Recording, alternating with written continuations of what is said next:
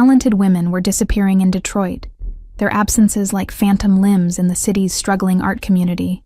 First a sculptor known for her controversial installations, then a painter whose urban landscapes captured the city's dichotomy, finally a photographer who documented forgotten neighborhoods. Despite the pattern forming over 6 weeks, not a single headline acknowledged the vanishings, as if these creative voices deserved their erasure from public memory.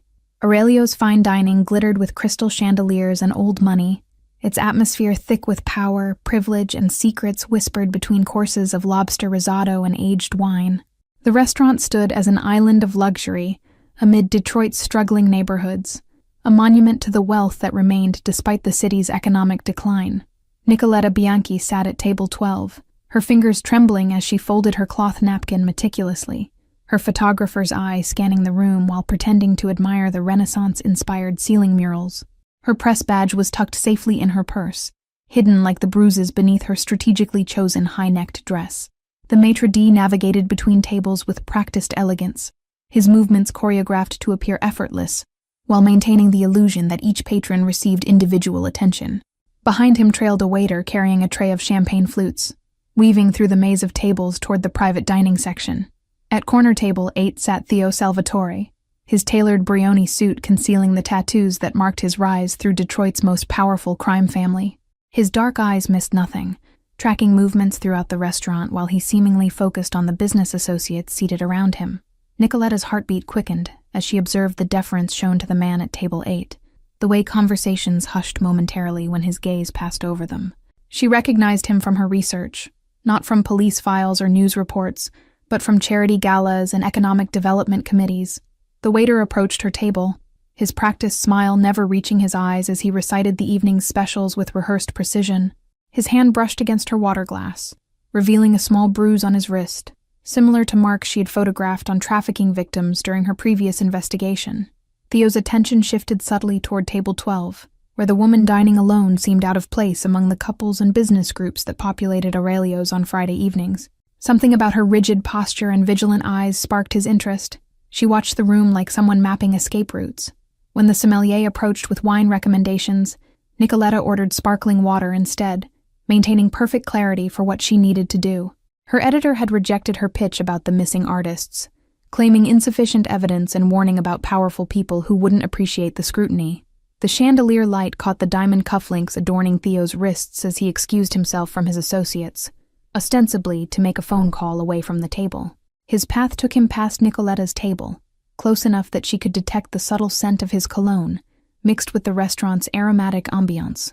Nicoletta's moment arrived when her waiter returned with fresh bread, his movements mechanical, and eyes distant, as if his mind existed elsewhere. She dropped her napkin deliberately, using the retrieval to slide a handwritten note between the folds of the cloth serviette.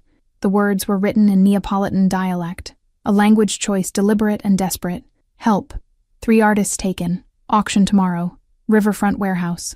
Her journalistic instincts had led her to infiltrate deeper than intended, discovering a human trafficking operation disguised as exclusive art acquisitions. Theo returned to his table, just as Nicoletta's waiter collected her napkin, the note concealed within its crisp folds. She maintained her composure while sipping water, her pulse racing beneath the calm exterior she had perfected during years of undercover investigative reporting. The waiter delivered fresh napkins to tables throughout the restaurant, including corner table 8, where Theo sat commanding his small empire of illicit businesses and political connections. When the folded cloth landed beside his plate, something about its placement seemed deliberately asymmetrical. As Theo unfolded his napkin, his expression remained impassive despite the message written in the dialect of his grandparents' homeland, a language he had learned at his grandmother's knee decades before he became the man who controlled half of Detroit's underground economy. His eyes found Nicoletta's across the room, a silent acknowledgement passing between them in the fraction of a second.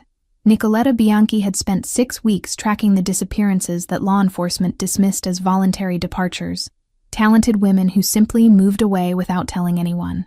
Her apartment walls displayed a makeshift investigation board hidden behind a false painting panel, connecting galleries, benefactors, and suspicious art acquisitions. The parking garage echoed with her footsteps as she hurried toward her car, the evening's dangerous gambit leaving her simultaneously terrified and exhilarated. She had just placed her life in the hands of a notorious criminal, A desperate move born from watching police reports get mysteriously closed and witnesses suddenly recant their statements. Her camera contained photographs of shipping manifests she'd captured while posing as catering staff at an exclusive gallery opening, the documents listing specialty items with coded descriptions and astronomical price points. The numbers aligned perfectly with the dates each woman vanished, their disappearances separated by exactly 14 days. Headlights flashed twice in her rearview mirror as she exited the parking structure, a black Bentley materializing behind her modest sedan, like a predator tracking prey. Nicoletta's knuckles whitened around the steering wheel as she contemplated outrunning the vehicle before recognizing the futility of such an attempt. The Bentley guided her toward the riverfront, not through force, but through persistent presence, maintaining exactly 3 car lengths behind her throughout the journey. Detroit's skyline glittered against the night sky, beautiful from a distance despite the corruption that festered within its architectural marvels. Instead of the warehouse mentioned in her note, the Bentley directed her to an upscale apartment building overlooking the water, its security gate opening automatically as they approached. Nicoletta questioned her decision to come alone, the memory of her parents' unavenged deaths driving her pursuit of justice at any cost. Theo Salvatore waited in the private elevator lobby, his imposing figure silhouetted against floor-to-ceiling windows that showcased Detroit's riverfront, illuminated by moonlight. His expression remained unreadable as he assessed the woman who had disrupted his evening with a desperate plea written in his ancestral tongue. 3 missing artists in 6 weeks, and you're the only person who seems concerned, Theo stated, rather than asked, his voice carrying the subtle authority of someone unaccustomed to being questioned. Explain why you believe I would help, rather than simply make you the 4th. Nicoletta withdrew her press credentials and a thumb drive from her purse, maintaining eye contact with the man who could either become her ally or her executioner. Because these women were taken by the Navarro organization moving into your territory, and because somewhere beneath that Brioni suit is the boy who learned Neapolitan from his nonna while she taught him about honor. The penthouse apartment revealed a different side of Theo Salvatore. Walls lined with first edition books, abstract paintings by local artists, and family photographs displaying generations of connections to Detroit's complex history. No weapons were visible, though Nicoletta suspected they remained within reach despite the civilized setting. The police are compromised. I've traced payments to 3 detectives who closed missing persons reports prematurely, Nicoletta explained, displaying evidence on her laptop, while Theo examined her research with surprising attentiveness. These women aren't random victims. They're being selected for their artistic talents. Documents spread across Theo's marble dining table revealed a pattern of exclusive auctions following each disappearance, with artwork appearing under new signatures, but displaying the distinctive techniques of the missing women. The trafficking operation disguised itself as legitimate art acquisition, selling both the art and eventually the artist to collectors with specific tastes. Light from Theo's laptop illuminated his face as he accessed information networks unavailable to journalists or law enforcement, confirming Nicoletta's suspicions with resources that spoke to his influence throughout the city. Tomorrow night's auction is real. Invitation only at the Navarro warehouse disguised as a shipping company. Nicoletta studied Theo's expression as he processed the information, wondering what calculations occurred behind those inscrutable eyes that had witnessed both brutality and beauty. Why risk approaching me? Your editor rejected the story, but other outlets might have shown interest. The question hung between them, forcing Nicoletta to confront her own desperate choice, reaching out to the devil she didn't know to fight the devils she had identified. Because sometimes justice requires methods that exist outside traditional systems, and because you're the only person with enough power to challenge the Navarro organization without bureaucratic constraints. Dawn illuminated Detroit's skyline as Theo made calls from his balcony, speaking in coded language while Nicoletta dozed fitfully on his leather sofa, her exhaustion finally overcoming her vigilance. She awoke to the aroma of freshly brewed espresso and the sound of Theo conferring with associates, whose voices carried hushed urgency. My people confirmed your findings. The Navarro operation expanded beyond drugs into human trafficking 8 months ago, Theo explained, sliding a cup of espresso across the kitchen counter toward Nicoletta. They're exploiting a loophole in customs inspection by shipping art installations with hidden compartments. The implications crystallized as Nicoletta reviewed satellite images Theo provided, showing a modified shipping container being loaded at the Riverside warehouse. They're moving the women tomorrow night after the auction. We have less than 18 hours to locate and free them. Theo's lieutenant arrived with additional intelligence, architectural plans for the warehouse, security rotations, and confirmation that the missing artists were being held in a basement level, absent from official building records. The operation's sophistication indicated political protection beyond corrupt police officers. "Why help me?" Nicoletta asked directly, watching Theo coordinate resources with the efficiency of someone accustomed to operating outside legal frameworks. "This puts you at odds with powerful people and disrupts the status quo you've maintained for years." Something shifted in Theo's expression, a momentary glimpse beneath the calculated exterior he presented to the world. "My grandmother wasn't just teaching me language. She survived human trafficking in the 1950s before my grandfather found and freed her, building this family's foundations on her rescue rather than her exploitation." Maps spread across the dining table detailed their approach. Theo's men would create a distraction at the front entrance during auction preparations, while he and Nicoletta accessed the basement through a utility tunnel connected to adjacent buildings. The plan balanced precision with necessary contingencies. Nicoletta observed Theo's organization with journalistic detachment, noting how his criminal enterprise operated with a code that separated it from predatory organizations like the Navarros. His people demonstrated loyalty based on respect rather than fear, suggesting complexities beyond the simple label of Mafia boss. "When this is over, I'll need exclusivity on the story," Nicoletta stated, establishing boundaries within their temporary alliance. Names changed, sources protected, but the truth about the trafficking operation exposed without compromise. Theo studied her with newfound respect, recognizing the negotiation for what it was: a journalist maintaining her integrity, even while partnering with someone whose activities regularly appeared on the wrong side of the law. "Agreed. With one condition. You acknowledge that systems sometimes fail the very people they're designed to protect." Surveillance photos arrived throughout the morning, confirming increased activity at the warehouse as auction preparations accelerated. Nicoletta's heart constricted upon seeing artwork displayed that matched the distinctive style of one missing woman, proof of life that simultaneously evidenced exploitation.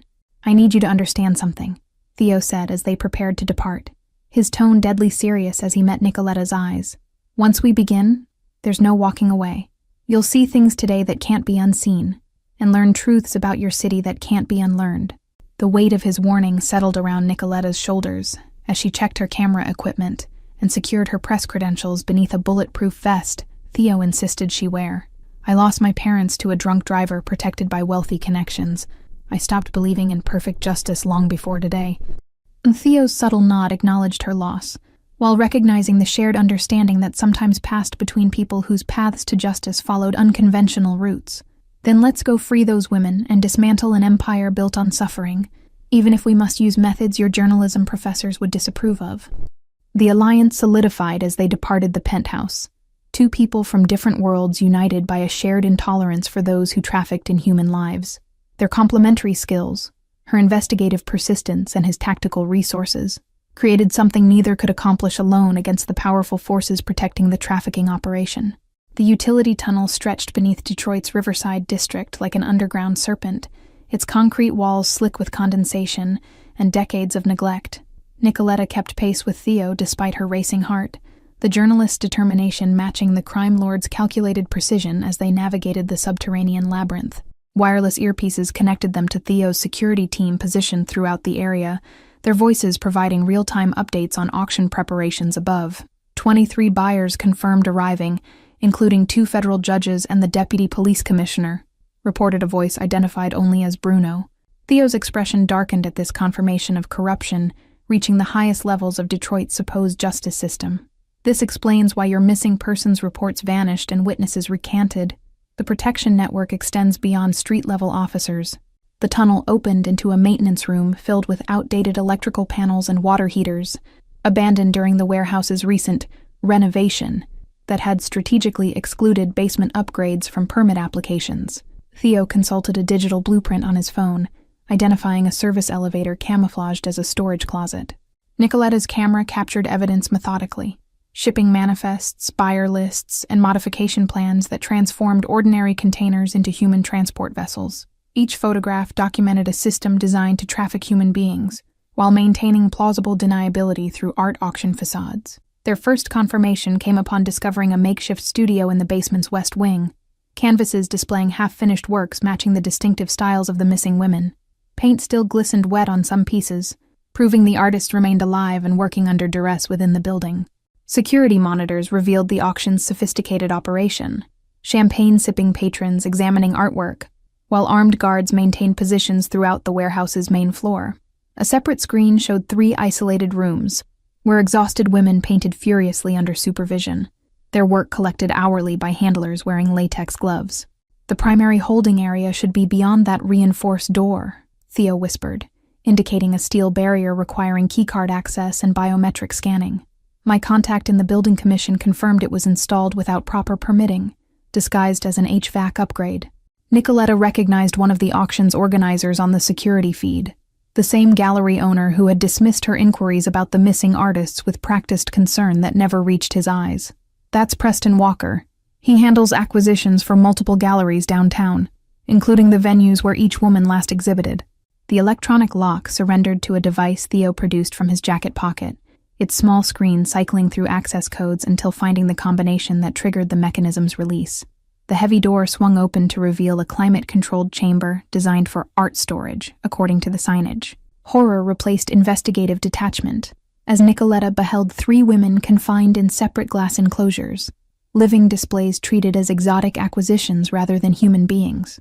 Each space contained essential art supplies, a narrow cot, and cameras monitoring every movement while recording the creative process for authentication purposes. "They're selling the entire package, the artist and exclusive rights to all future works," Nicoletta whispered, her voice tight with controlled rage as she documented the scene.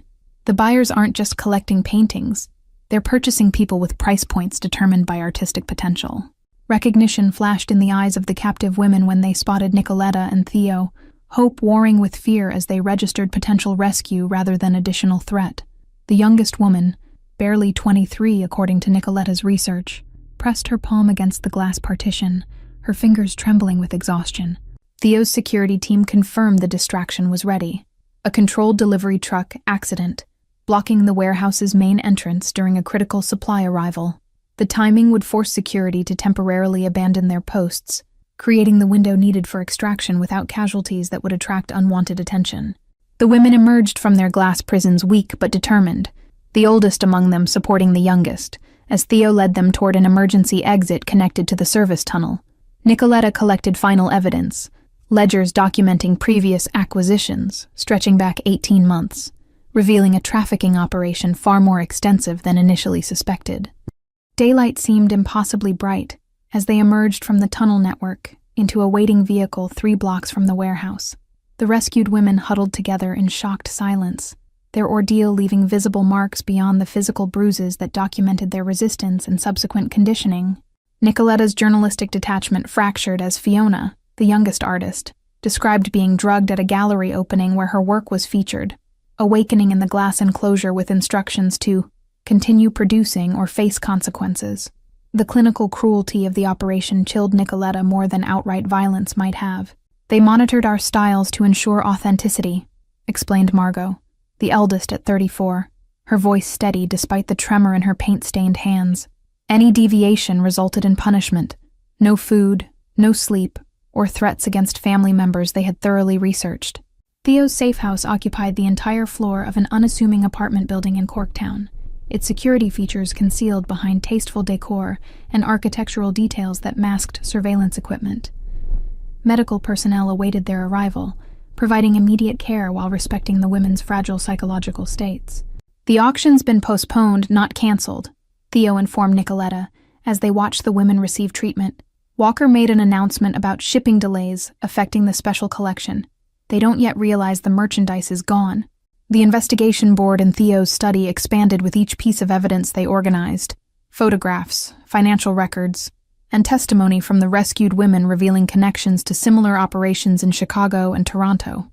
What had begun as a story about 3 missing artists had uncovered a multi-city trafficking network protected by officials who received either financial compensation or special access to exclusive collections. Nicoletta's fingers hovered over her laptop keyboard, the journalist confronting an ethical dilemma regarding her story's publication timeline. Immediate release might warn the perpetrators, while delay could allow them to escape justice or relocate their operation. Theo watched her internal struggle with unexpected understanding, recognizing the collision between journalistic integrity and tactical necessity.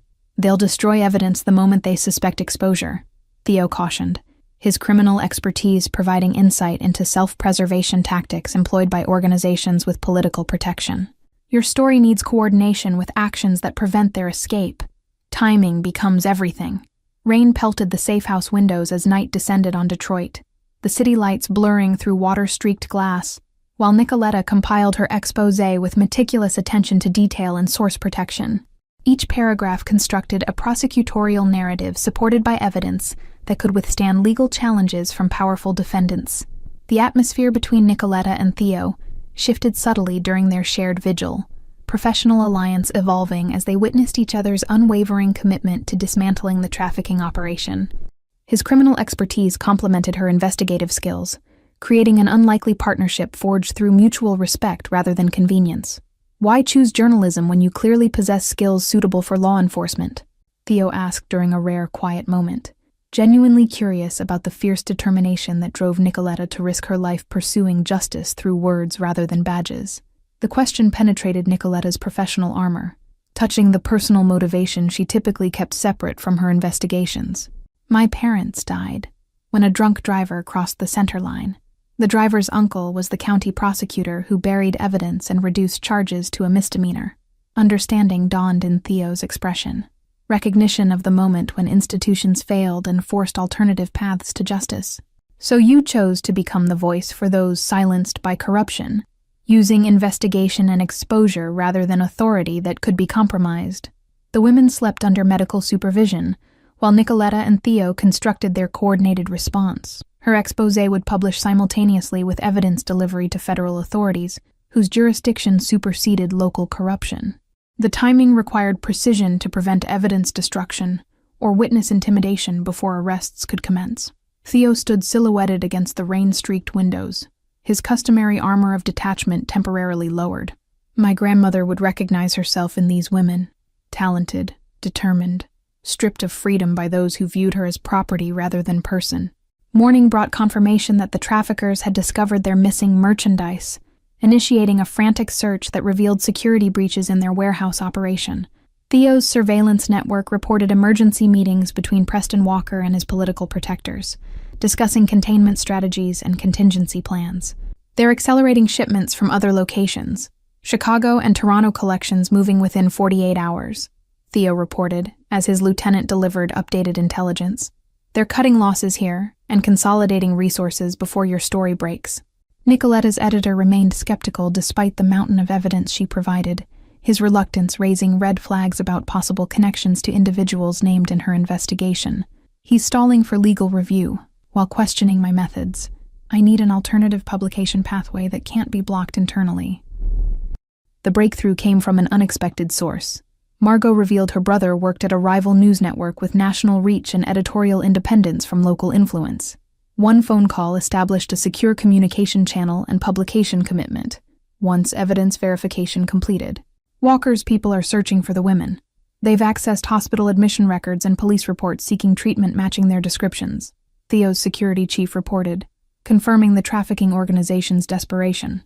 Their recovery represents financial losses exceeding $8 million based on auction pre-sales. Federal authorities received anonymous evidence packages delivered simultaneously to multiple offices, bypassing local channels compromised by the corruption Nicoletta had documented. The coordinated approach prevented interception while ensuring multiple agencies possessed identical evidence sets that couldn't be easily suppressed. Nicoletta's story took final shape. 5,000 words of meticulously documented investigation, revealing the trafficking operation's mechanics, political protection, and international connections. Each claim stood supported by evidence ranging from financial records to testimony, creating an airtight narrative impossible to dismiss as journalistic speculation. I've arranged secure transportation for the women to a recovery facility outside Detroit, Theo informed Nicoletta, while reviewing security footage showing Walker's associates canvassing neighborhoods surrounding the warehouse. Their families will be notified once federal protection is established. The crucial 48-hour window narrowed as Walker's organization accelerated their containment efforts, dispatching cleaners to sanitize the warehouse, while financial handlers initiated account closures and asset transfers. Each desperate action further confirmed guilt, while providing additional evidence for eventual prosecution. Theo's unexpected softness emerged during quiet moments with the recovering artists, his respectful distance and unwavering protection revealing dimensions beyond the criminal profile Nicoletta had initially researched. Despite commanding an illicit empire, his fundamental disgust toward human trafficking manifested in tangible compassion. "We found records of 27 previous acquisitions dating back 3 years, Nicoletta revealed after analyzing ledgers recovered from the warehouse. Most were transported internationally within weeks of capture, sold to collectors in Europe, Asia, and the Middle East. Tension mounted as publication deadline approached, Nicoletta's determination unwavering, despite death threats delivered to her former apartment, where police, coincidentally, failed to maintain surveillance. The warning, a canvas splashed with crimson paint, communicated clear consequences for her investigation. Theo discovered the compromised apartment before Nicoletta could return, redirecting her to the safe house while his team swept for surveillance devices and traps. His protective instincts surprised them both, concern extending beyond tactical necessity into genuine worry for her safety. "Why risk everything for a story when you could simply walk away?" Theo asked during their final review before publication, genuinely curious about the courage that drove journalists to face dangers without weapons or armies protecting them. "Your editor abandoned you, law enforcement is compromised, yet you persist." The question hung between them as Nicoletta finalized her exposé, the answer emerging not from professional obligation, but personal conviction, shaped by past injustice. Because someone needs to stand witness, to say these women matter, this corruption matters, and truth matters even when systems fail those they claim to protect. The story went live at exactly 6 a.m., simultaneously published across 3 major outlets with coordinated social media distribution that overwhelmed attempts to suppress its spread. Nicoletta watched from the safe house as her investigation dominated news cycles, trending worldwide within hours. Federal raids commenced by noon, targeting warehouses in Detroit, Chicago, and Toronto, with precision that prevented evidence destruction. Arrest warrants named 27 individuals, including Preston Walker, 2 federal judges, and the deputy police commissioner. Public response exceeded expectations. Citizens gathered outside police headquarters demanding accountability, while arts organizations established support systems for recovered victims. The collective outrage transcended political divisions, uniting communities around fundamental human dignity. Fiona received news that her sister had organized a nationwide search during her captivity, refusing to accept police dismissals about artists seeking inspiration through travel. The emotional reunion occurred via secure video call, tears flowing freely. Nicoletta's professional triumph brought personal danger, as Walker's associates remained at large, their resources substantial, despite frozen accounts and seized assets. Theo enhanced security protocols around the safe house, rotating personnel and establishing counter-surveillance. The unexpected betrayal came from within Theo's organization. His accountant Pavel, compromised through gambling debts to Walker's operation months before the investigation began. The betrayal revealed itself through subtle discrepancies in security rotations. Pavel's treachery culminated in coordinated attacks against the safe house's security infrastructure. Power outages followed by communications disruptions that isolated the building from Theo's broader protection network. Emergency protocols activated automatically, but crucial minutes elapsed. Nicoletta recognized the tactical approach from previous investigations. Isolation preceding extraction. Standard procedure for recovering valuable assets before they could provide testimony. Her journalistic instincts shifted to survival mode as she gathered the women. Theo remained externally calm despite the betrayal that threatened everything they had built, his tactical mind processing contingencies while directing remaining security personnel to defensive positions. The controlled fury behind his eyes revealed the personal nature of Pavel's betrayal. "They're coming for the women as witnesses, but you're their primary target," Theo informed Nicoletta as they secured the panic room, his voice steady despite the deteriorating situation. "Your story exposed too many powerful people who face prison." Walker's extraction team breached the building with paramilitary precision, their equipment and tactics suggesting private military contractors rather than common criminals. Night vision technology neutralized darkness advantages, while tactical communications coordinated their methodical sweep. Theo's remaining security team engaged the intruders with disciplined resistance, creating crucial delays while avoiding fatal exchanges that would attract law enforcement attention through gunshot reports. The strategic defense bought valuable minutes as reinforcements navigated city streets. Nicoletta accessed emergency communications channels through specialized equipment in the panic room, broadcasting their situation to federal agents who had protected the rescued women's testimony. The response promised intervention, but estimated arrival times suggested delays. Pavel's betrayal extended beyond location disclosure. He provided override codes for the safe house's secondary security systems, allowing the extraction team to bypass defenses designed to withstand precisely this scenario. Barriers failed sequentially as the intruders advanced. The extraction team's leader delivered his ultimatum through the intercom system, his voice mechanical through tactical gear. "Surrender the journalist and witnesses, or we breach with maximum force. Your choice, Salvatore." The countdown began. 30 seconds to decision. Theo's response came not through words but decisive action. A pre-programmed security protocol activated by his personal authentication code that flooded specific building sections with impenetrable smoke while triggering emergency lighting. The tactical advantage shifted momentarily. Nicoletta guided the women through concealed maintenance passages revealed by emergency lighting, their path following evacuation routes unknown even to Pavel's comprehensive betrayal. Theo covered their retreat, his movements displaying combat training beyond typical criminal enterprises. The maintenance tunnels connected multiple buildings within the city block, a security feature Theo had implemented years before when acquiring the property through shell corporations. Each intersection presented decision points marked by subtle indicators. Federal intervention arrived with unexpected support. Theo's Lieutenant Bruno had maintained independent communication channels with authorities throughout the crisis, providing real-time intelligence that enabled precise tactical response. SWAT teams converged on the building complex. Walker himself directed operations from a command vehicle 3 blocks away, his presence confirming the operation's importance and the existential threat Nicoletta's investigation posed to his organization. Surveillance photographs captured his frantic communications. The women reached the extraction point, a medical transport disguised as commercial delivery vehicle waiting in a service alley connected to the tunnel network. Bruno supervised their transfer with efficient professionalism, ensuring each woman received immediate medical attention. Nicoletta refused evacuation, her journalist's commitment to documentation overriding personal safety concerns as she photographed the federal intervention that validated her investigation's findings. Each image captured accountability in action, Walker's private contractors surrendering. Theo found her documenting the scene instead of retreating to safety, his expression mixing exasperation with reluctant admiration for her professional dedication. "You've established your journalistic credentials beyond question. Perhaps consider survival as your next investigation topic." The federal operation expanded beyond the immediate crisis. Simultaneous raids targeting locations throughout Detroit, where Walker's organization had established operations disguised as legitimate businesses. Arrest teams executed warrants against protection networks extending into city government. Walker attempted escape as his extraction operation collapsed, abandoning his command vehicle for predetermined evacuation routes established for precisely such emergencies.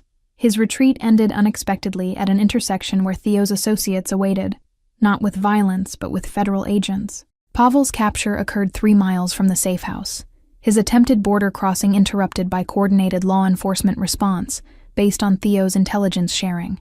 The betrayer found himself facing both criminal prosecution and the knowledge that his duplicity had strengthened alliances.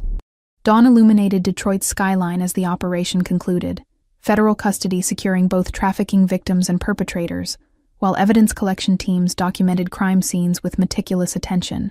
The city awakened to news broadcasts detailing corruption networks exposed through unprecedented collaboration.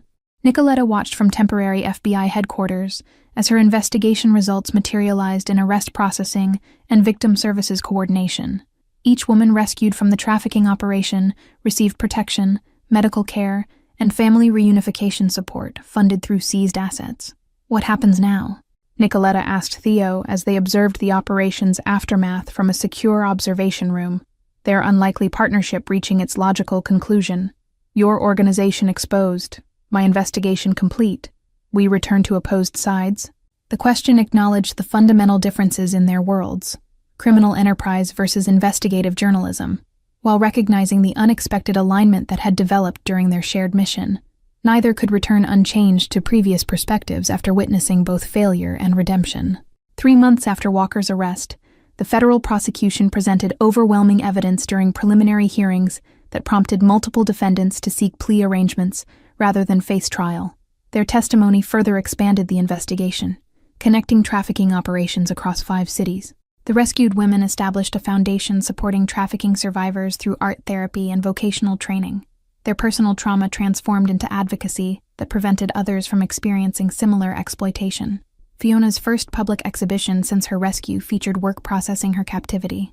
Nicoletta's investigation received journalism's highest honors, recognition accompanied by publishing contracts and speaking engagements, focused on human trafficking awareness and institutional corruption enabling exploitation.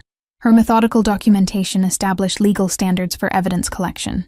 Federal protection programs relocated the women most at risk from remaining trafficking network elements, providing new identities and opportunities to rebuild lives shattered by captivity.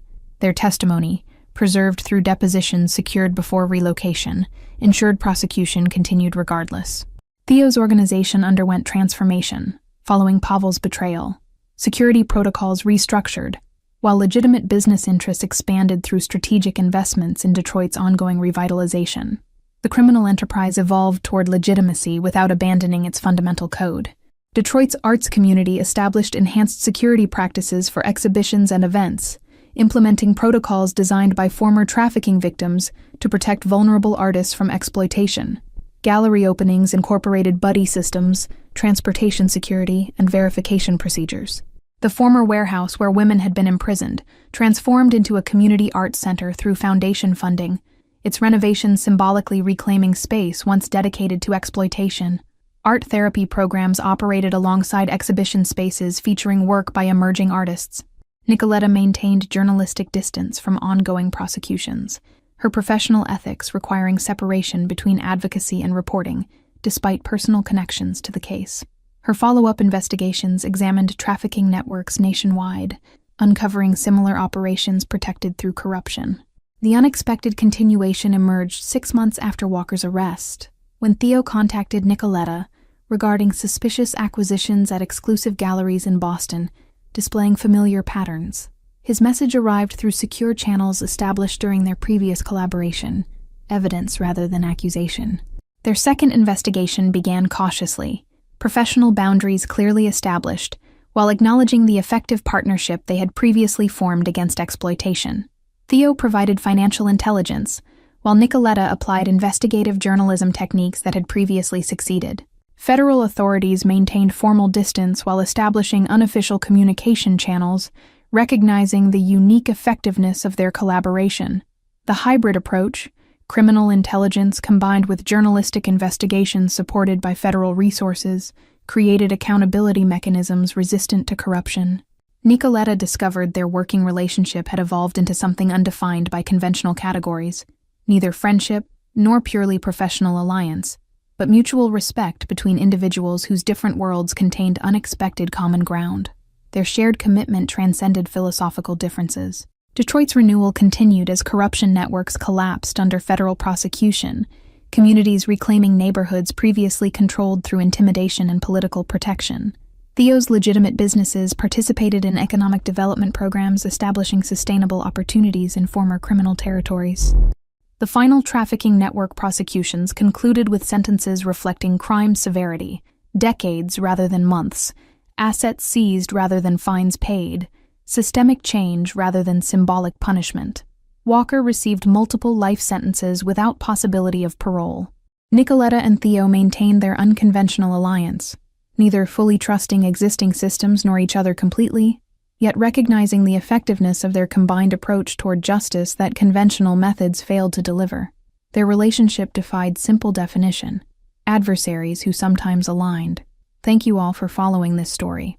If you're enjoying it, write in the comments where you're watching from, and don't forget to like, subscribe, and share the video, as your support is important for me to continue here. The baby monitor crackled again, Emma's fever-induced whimpers cutting through my exhaustion like broken glass. My daughter had been burning up for 2 days straight, and nothing I tried seemed to help. Outside my tiny apartment window, rain pounded against the glass, the droplets racing each other down the foggy pane. 3 a.m., and I hadn't slept more than 20 minutes at a stretch since yesterday. It's okay, baby girl. I whispered, pressing my cracked lips against her forehead, the heat radiating from her tiny body making my heart race. Mommy's going to get you better. My hands trembled as I fumbled through my contacts, searching for Dr. Miller's emergency number. The pediatrician had given it to me when Emma was born, telling me to use it only in dire situations. 6 months of single motherhood had taught me to exhaust every other option before making that call, but Emma's glassy eyes and flushed cheeks told me we'd reached that point. I squinted at the screen, my vision blurry from tears and fatigue, and typed quickly, "Dr. Miller, it's Olivia Taylor. Emma's fever won't break, 103.2, and she's barely drinking. I've tried everything. Please help. We can't afford another ER visit, but I'm scared."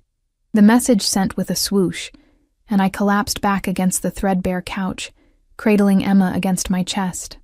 The apartment was so cold, I'd been keeping the heat low to save on bills, but her little body burned against mine like a furnace. My uniform for tomorrow's double shift at the diner hung on the bathroom door, a reminder that I couldn't afford to miss another day of work, couldn't afford another late payment notice on my door. 3 minutes later, my phone vibrated. Address? Just that. One word. Not Dr. Miller's usual compassionate tone, but I was too desperate to question it. Apartment 4B, 1920 Westmoreland Ave, door code 22558. Thank you so much. I hugged Emma closer, humming softly against her damp curls. Her father had walked out when I told him I was pregnant, claiming the baby wasn't his, that I was trying to trap him. The last I'd heard, he was in Arizona with his new girlfriend. No child support, no calls, nothing but the occasional drunken text accusing me of ruining his life. Sometimes I wondered if he was right, if I'd made a terrible mistake keeping Emma, but then she'd wrap her tiny fingers around mine, and I'd realize I'd fight the entire world for her. 20 minutes passed. My eyelids grew heavier, the exhaustion of 72 sleepless hours pulling me under despite my determination to stay awake. Just as I began to drift off, a sharp knock jolted me back to consciousness. "Coming," I called weakly, struggling to my feet with Emma still clutched to my chest. I didn't bother checking the peephole. Dr. Miller had come personally instead of calling, and I was too grateful to question it. I swung the door open, words of thanks already forming on my lips. They died instantly. The man in my doorway wasn't Dr. Miller. He filled the entire frame, at least 6'3" of impeccably tailored black suit and barely contained menace. Behind him stood another man, broader and equally well-dressed, his eyes constantly scanning the hallway. But it was the first man who paralyzed me. Olive-skinned with raven-black hair swept back from a face that belonged in a Renaissance painting. High cheekbones, full lips pressed into a hard line, and eyes so dark they seemed to absorb all the light around them. "You're not Dr. Miller," I whispered stupidly, instinctively backing up, clutching Emma tighter. His gaze dropped to my daughter, then back to my face. "No." Just that. One word. Deep and accented. Italian, maybe?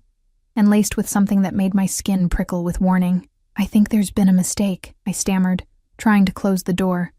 But his hand shot out, palm flat against the wood, stopping it effortlessly. "Your daughter needs medical attention." Not a question. His voice was quiet but carried the weight of absolute authority. "May I come in?"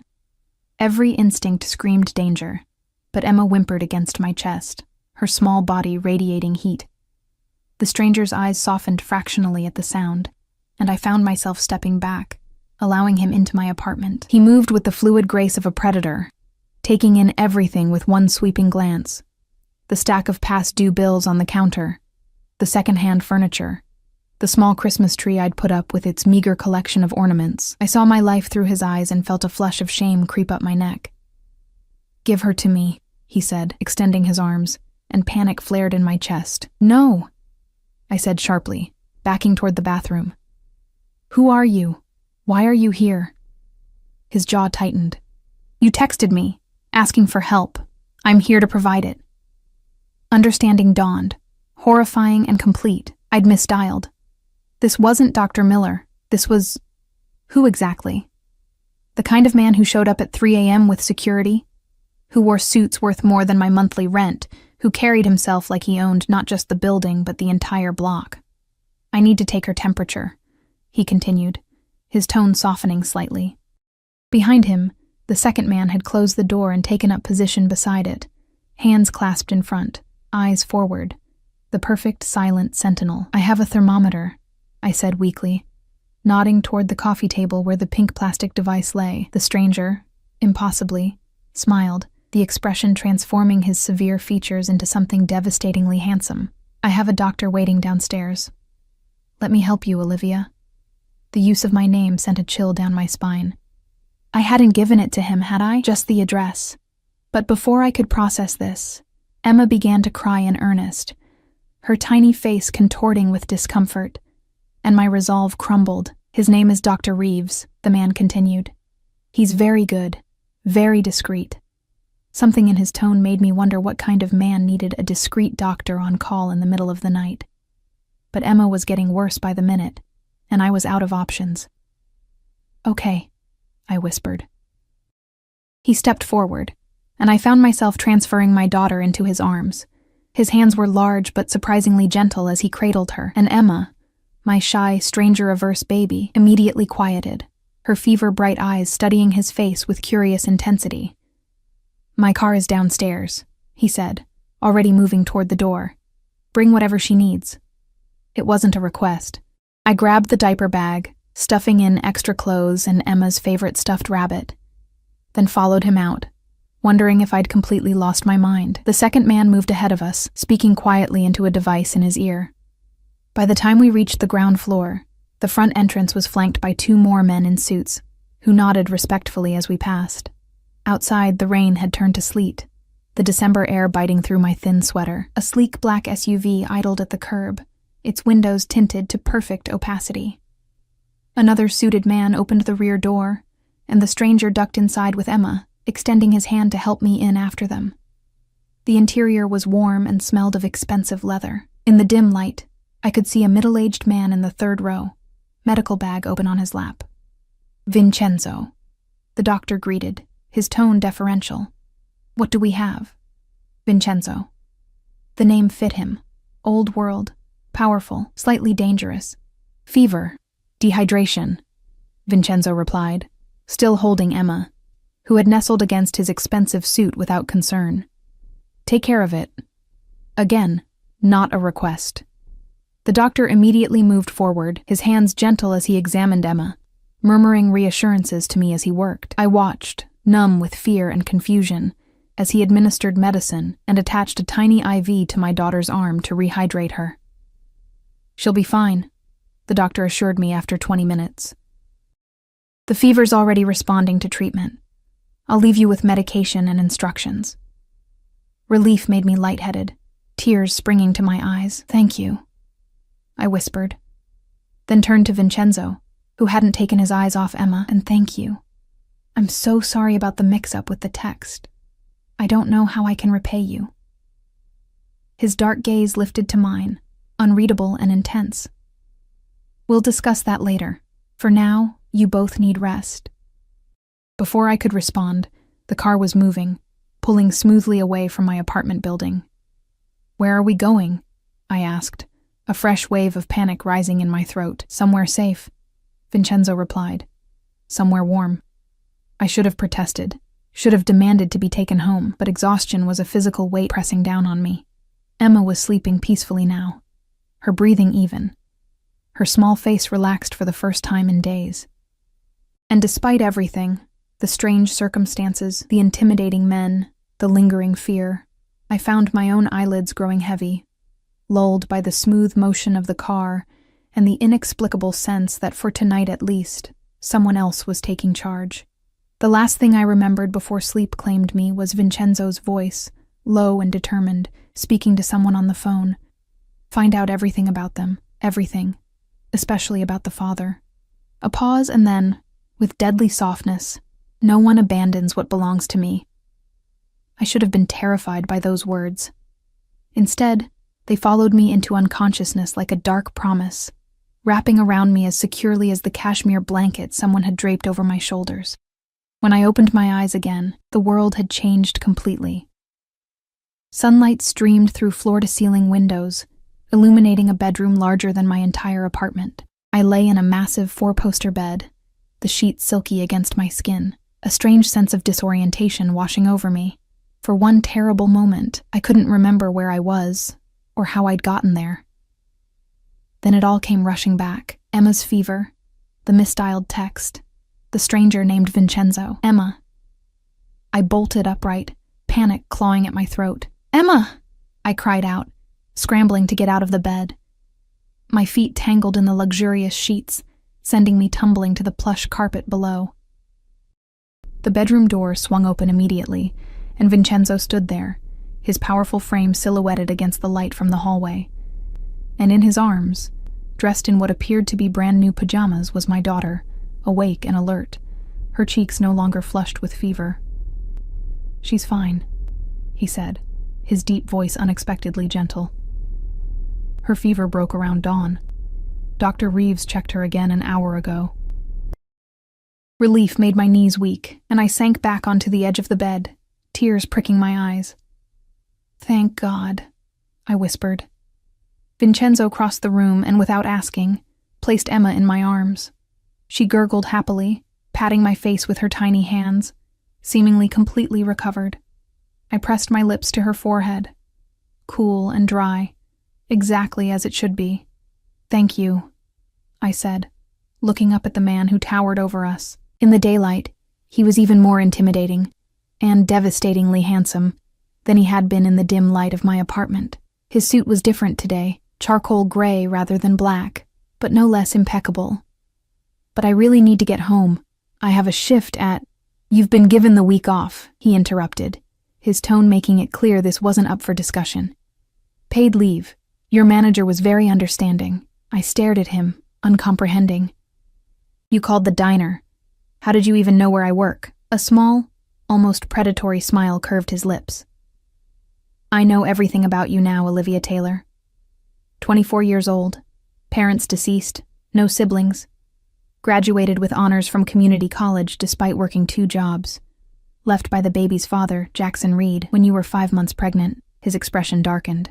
"No child support, no assistance, working 60 hours a week to barely keep afloat." Each word landed like a physical blow. I clutched Emma tighter, suddenly aware of how vulnerable we both were. "Who are you?" I whispered. "Who I am isn't important right now," Vincenzo replied, his dark eyes holding mine with unsettling intensity. "What matters is that your daughter is well and you're safe." Safe. The word echoed strangely in my mind. I'd never felt less safe in my life, sitting in a stranger's bedroom, completely at his mercy. And yet, Emma was better. Someone had dressed her in soft, expensive-looking pajamas printed with tiny yellow ducks. Someone had bathed her, fed her. "Where are my clothes?" I asked, suddenly aware I was wearing silk pajamas that definitely weren't mine. Heat flooded my cheeks at the thought of someone, him, changing me while I slept. "A housekeeper helped you last night," he said, as if reading my thoughts. "Your clothes are being cleaned. There are new ones in the closet if you'd prefer to change now." I glanced toward the door he indicated, a closet likely larger than my bedroom at home. "I appreciate everything you've done for Emma, truly, but this is too much. We need to go home." "Home," he repeated, the word dripping with disdain.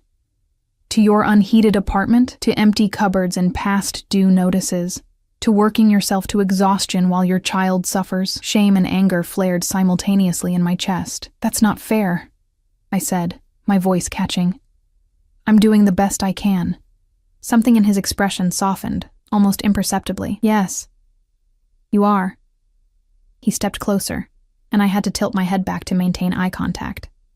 "Which is why you deserve better." "I don't need charity," I whispered, though every fiber of my being screamed otherwise.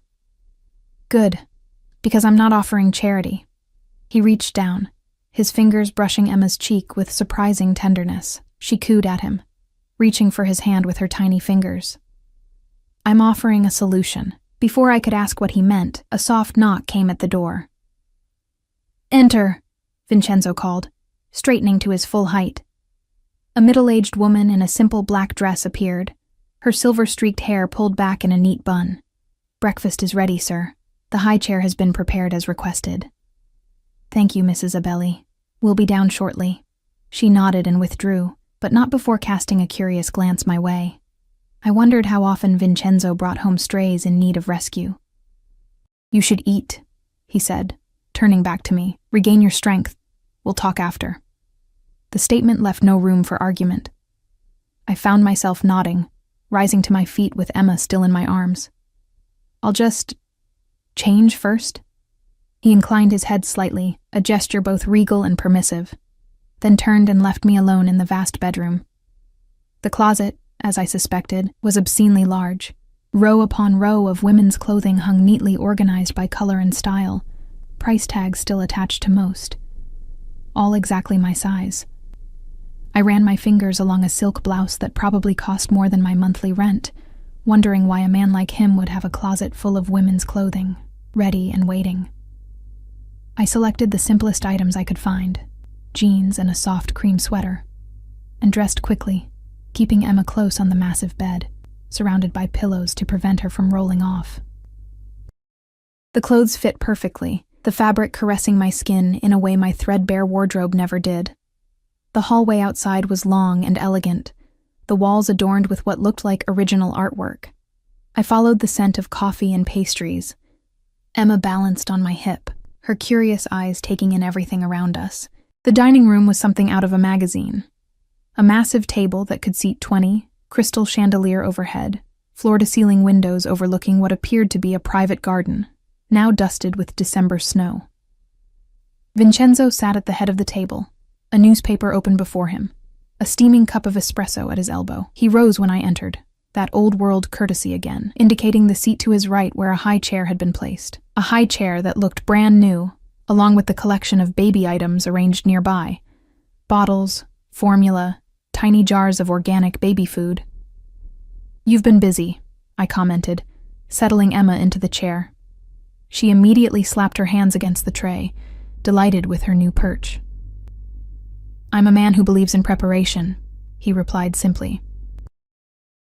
A server appeared almost instantly, placing a plate before me laden with eggs, pastries, and fresh fruit, along with the largest cup of coffee I'd seen outside of a chain store. My stomach growled audibly, reminding me I hadn't eaten a proper meal in days. "Please," Vincenzo gestured toward the food. "Eat." I did, trying to maintain some semblance of dignity, while wanting to devour everything in sight. Emma seemed equally pleased with the tiny portion of pureed fruit the server brought for her, accepting each spoonful with eager noises. "She likes you," I observed as Vincenzo watched Emma with undisguised fascination. "Children and animals," he replied cryptically. "They sense things adults have forgotten." We ate in silence for several minutes, the only sounds Emma's happy babbling and the clink of silverware against fine china. I used the time to study my surroundings more carefully, noting the discreet presence of security personnel positioned near doorways and windows. Through the window, I could see the city skyline in the distance. We were far from my downtown apartment, likely in one of the exclusive neighborhoods on the outskirts I'd only ever driven past. "Your home is beautiful," I said finally, setting down my fork. "One of them," he corrected, his attention returning to me. "I rarely stay in one place for long." "Because of your work?" I ventured, testing the waters. A small, dangerous smile played at the corners of his mouth. "You could say that. And what exactly is your work, Vincenzo?"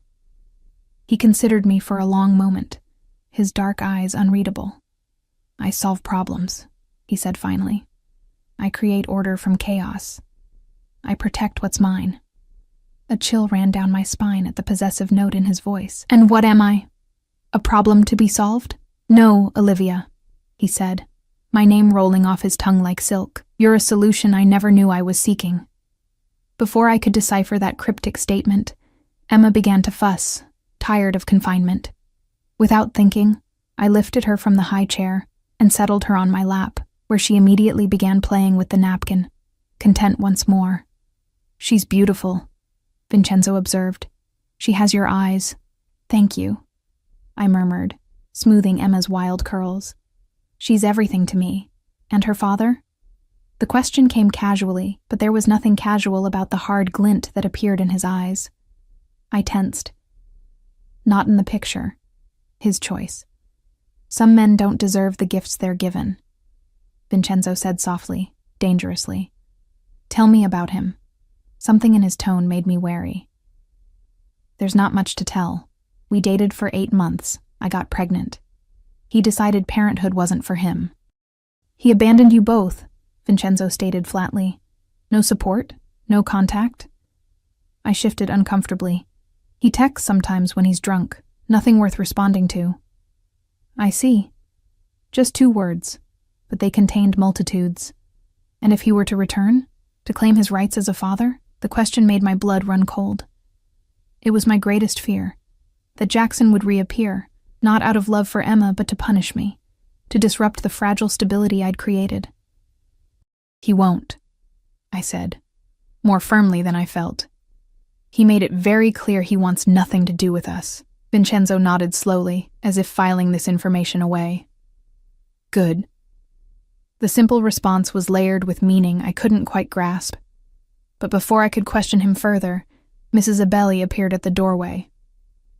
Sir, Mr. Russo has arrived for your 9 o'clock. Vincenzo checked his watch, a timepiece that probably cost more than my car, and nodded.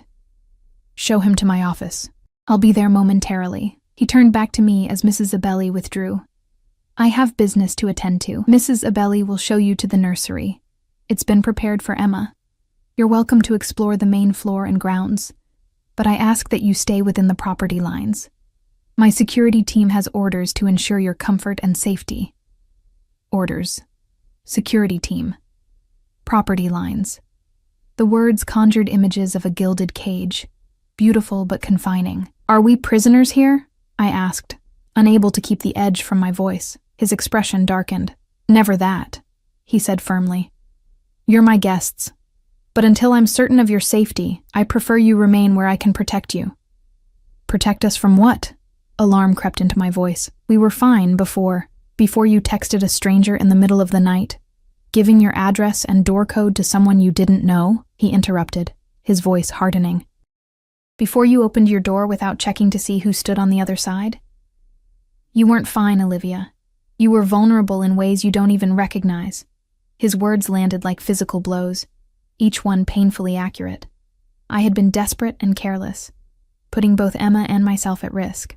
Not everyone who answered that text would have helped you, he continued, his voice gentling slightly. There are wolves in this world, Olivia. I'm merely asking you to stay behind my walls until I'm satisfied the forest is clear. The metaphor wasn't lost on me, nor was the implication that he himself might be the most dangerous wolf of all. But Emma was cooing contentedly in my arms, her fever gone, her cheeks pink with health rather than illness. How long? I asked finally. A few days, a week at most. He stood, buttoning his suit jacket with a fluid grace that spoke of a lifetime of privilege. Consider it a vacation. When was the last time you had one of those? Never, was the truthful answer. Even before Emma, there had always been work or school or caring for my ailing mother in her final days. Vacation was a foreign concept, a luxury for people who inhabited a different world than mine. A world like his. Fine, I conceded. 1 week, then we go home. Something like satisfaction flickered across his features. 1 week, he agreed, though something in his tone suggested he believed otherwise. Mrs. Abelli will see to your needs. I'll join you for dinner this evening. With that, he departed, leaving me alone with Emma and 1,000 unanswered questions. Chief among them, why did a man like him care what happened to a woman like me? Mrs. Abelli reappeared minutes later, her kind face a welcome relief from the intensity of Vincenzo's presence. If you'll follow me, Ms. Taylor, I'll show you to the nursery. We've prepared it specially for little Emma. Thank you, I said, rising to follow her. Emma balanced on my hip. Mrs. Abelli, how long have you worked for Vincenzo? She led me through a series of elegant hallways, her pace unhurried. Nearly 30 years since he was a boy. I was his nanny before I became his housekeeper. This surprised me. You raised him? A shadow crossed her face. After his mother died, yes. His father was often away on business. What kind of business? I pressed gently. She glanced at me, her expression carefully neutral. I'm sure Mr. Vincenzo will share whatever he wishes you to know. We reached a set of double doors, which she pushed open to reveal the most beautiful nursery imaginable. Soft yellow walls, hand-painted with delicate woodland creatures. A crib that looked handcrafted, with the finest linens. A rocking chair beside a window overlooking the gardens. Shelves filled with books and toys. A changing table stocked with supplies. Everything new. Everything perfect. I couldn't find the words, emotion clogging my throat. When did he do all this? Mr. Vincenzo called ahead last night, Mrs. Abelli explained, watching as Emma squirmed to be put down, eager to explore her new surroundings. He has resources. When he wants something done, it happens quickly. I set Emma on the plush carpet, watching as she immediately crawled toward a stuffed rabbit nearly as big as she was. And what does he want with us, Mrs. Abelli? The older woman studied me for a long moment. Mr. Vincenzo has always been alone, she said finally. Even in a crowded room, until now. Mrs. Abelli's words lingered in my mind as she quietly excused herself, leaving Emma and me alone in the fairy tale nursery. I sank into the rocking chair, watching my daughter explore her new surroundings with gleeful abandon. Torn between gratitude and unease, Mr. Vincenzo has always been alone, even in a crowded room, until now. What did that mean for us? What was I to him? A charity case? A novelty? Something more sinister? The rational part of my brain urged caution, reminded me that normal people didn't bring strangers into their homes and prepare nurseries overnight. But another part, the part that had struggled alone for so long, whispered that perhaps this was simply kindness. Excessive, overwhelming kindness from a man who had the resources to indulge it. Emma's delighted squeal pulled me from my thoughts. She had discovered a basket of toys, each one looking more expensive than everything I'd been able to give her in her 6 months of life. My chest tightened with a complicated mix of emotions. Gratitude that she could experience such luxuries, shame that I couldn't provide them myself, and a creeping sense of obligation to the man who could. I spent the morning in the nursery with Emma, reading to her from the beautiful books on the shelves, playing with toys that were clearly designed for developmental stimulation, and trying not to think about the fact that we were essentially living in a stranger's house with no idea when, or if, we'd be allowed to leave. Around noon, Mrs. Abelli returned with a tray of lunch, and the news that Vincenzo had been called away on urgent business, but would return for dinner as promised. The news brought both relief and disappointment. I needed answers, but I also dreaded the intensity of his presence. Is there a phone I could use? I asked as she set down the tray. I should let people know I'm okay. A flicker of hesitation crossed her face. Who would you call, Ms. Taylor? The question caught me off guard with its gentle accuracy. Who would I call? I had no family left, no close friends. Working 2 jobs and caring for an infant had left little time for socializing. My landlord wouldn't notice my absence until rent was due in 2 weeks. The diner already knew I was on leave. The truth was stark and painful. No one would miss us. I suppose no one, I admitted, the words bitter on my tongue. Mrs. Abelli's expression softened with understanding. If you need anything at all, there's an intercom by the door. Just press the button and I'll come. After she left, I explored the rest of the upstairs with Emma. Besides the nursery and the bedroom where I'd woken, there was a luxurious bathroom with a tub the size of my kitchen, a sitting room filled with books, and a small gym with top-of-the-line equipment. Every window offered spectacular views of manicured grounds, now blanketed in snow, and each room was impeccably decorated. Beautiful but impersonal, like a high-end hotel suite. There were no personal photographs, no mementos or keepsakes. Nothing to indicate who Vincenzo was beyond his obvious wealth. The few doors that remained closed were locked, silently enforcing the boundaries of our gilded cage. By late afternoon, Emma was napping peacefully in her new crib, and restlessness drove me downstairs. The main floor was even more impressive than the upper level. A grand foyer with marble floors, a living room with soaring ceilings, a formal dining room where we'd had breakfast, and a library with floor-to-ceiling bookshelves. Again, Everything was beautiful, pristine, and utterly devoid of personality. I was examining a collection of first editions in the library when I heard voices, male, speaking rapidly in Italian, coming from behind a partially open door at the far end of the hallway. Against my better judgment, I moved closer, straining to hear. Non mi interessa quanto costa. Trova questo bastardo. Vincenzo's voice was unmistakable, low and commanding even in another language. Another man responded, his tone deferential but urgent. È scomparso. Nessuna traccia da Phoenix. Phoenix? Vincenzo's voice hardened. Allora vai a Phoenix. Scava più a fondo. My heart stuttered. Phoenix, where Jackson had supposedly moved with his new girlfriend. Were they talking about him?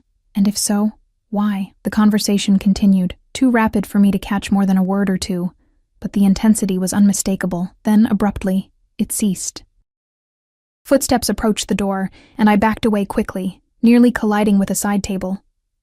The door swung open fully, revealing Vincenzo and a burly man in a tailored suit.